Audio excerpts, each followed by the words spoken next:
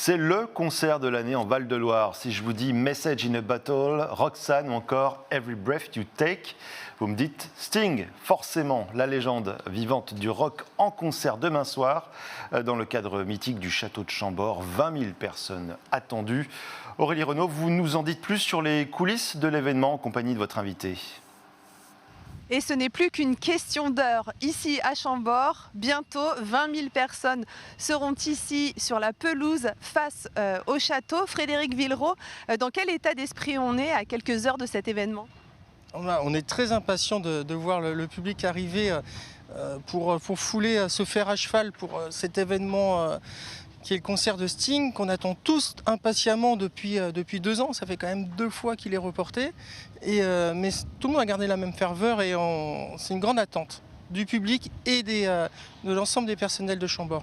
Le domaine national de Chambord a-t-il déjà accueilli un tel événement avec une jauge si importante ? On a fait une jauge quasi similaire pour un festival électro qui s'appelait Cercle il y a 3 ans maintenant.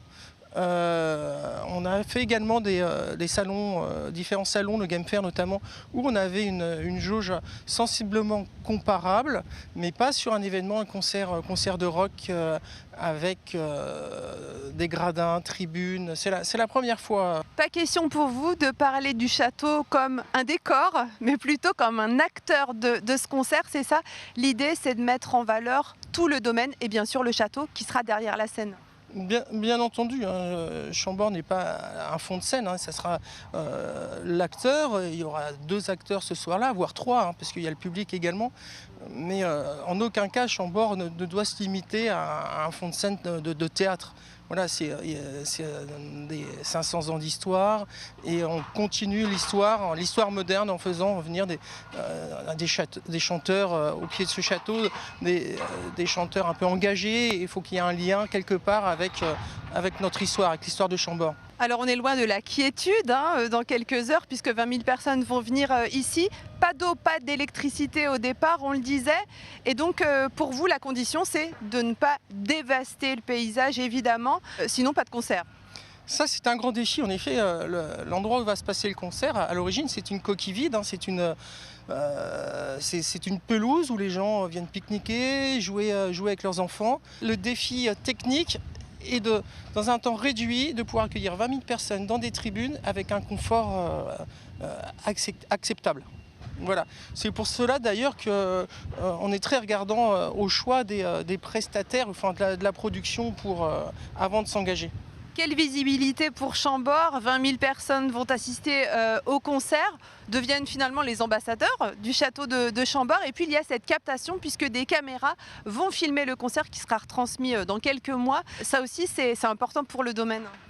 C'est sûr que d'une part, toutes les personnes qui vont assister réellement à cet événement, je pense, vont être porteurs de notre image, l'image de Chambord, notamment aussi sur les réseaux sociaux, et vont certainement donner l'envie à leurs proches de venir visiter le domaine. Et la captation, c'est un plus parce que non seulement elle devrait toucher la France, mais ça devrait être porté aussi à l'étranger. Et pour rien vous cacher, en ce moment, on a besoin de faire revenir nos visiteurs étrangers, même s'ils sont présents, ça y est, ils reviennent en force, mais on n'a pas encore retrouvé, le pourcentage de 2019, donc ça peut nous aider.